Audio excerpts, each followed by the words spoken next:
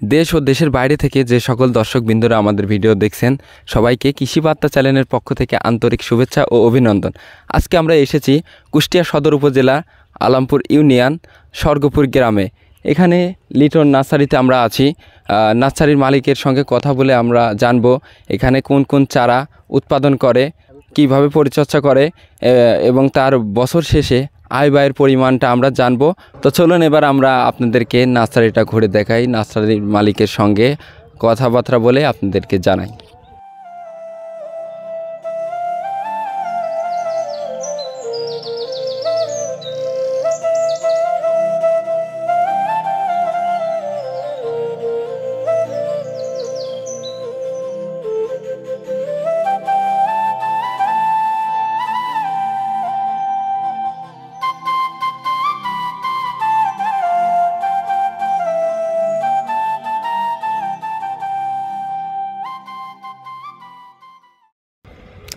তো দর্শকবৃন্দরা, এই মুহূর্তে আমরা নার্সারির ভিতরে আসছি। এসে নার্সারিতে যিনি এখন বর্তমান দেখাশোনা করতেছে ওনার সঙ্গে কিছু আমরা আলাপ আলোচনা করে আপনাদেরকে জানাবো।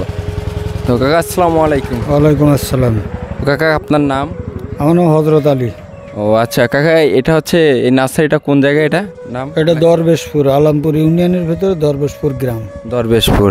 তো হ্যাঁ, তো কাকা এখানে আপনি কোন কোন ফুল চাষ করেন? ফুল বহুত রকম আছে, অত ফুলের নাম বলা যায় না, প্রায় 150-200 প্রজাতির ফুল আছে এখানে। ও আচ্ছা, তো কাকা এখানে আপনি ফুল এগুলো বাদে কি অন্য কোনো চাষ করেন?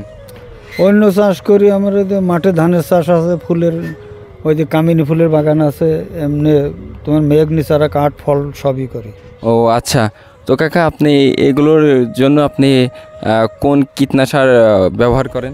কীটনাশক সার অনেক সময় পচার জন্য আমরা ব্যবহার করি, ডাইথেনেম পাউডার ব্যবহার করি, তরল ওষুধ ব্যবহার করি, অ্যাজোপেন, পোকার জন্য ম্যারিল, তারপরে এই ধরনের বেশ কিছু ওষুধ আমরা ব্যবহার করি আর কি। ও আচ্ছা, তাহলে কাকা আপনার হচ্ছে এখানে আপনার প্রতি বছরে আপনার এখানে খরচ কীরকম কি আসে? এটা তো আমি সঠিক বলতে পারবো না, মালিক বলতে পারবেন। ও মালিক নাই। আচ্ছা, তাহলে তো আপনি বছর শেষে আপনার কতটুকু খরচ খরচা এটাও তো আপনি বলতে পারবেন না, তাহলে খরচের কি হিসাব নাই? হিসাব নাই। তো আচ্ছা দর্শকবৃন্দরা, কাকা বলতেছে যে যিনি এখানকার মালিক উনি নাই, উনি ছাড়া এখানকার খরচ আয় ব্যয়ের ব্যাপারটা বলতে পারবে না। তো আচ্ছা কাকা আসসালামু আলাইকুম। ওয়ালাইকুম আসসালাম।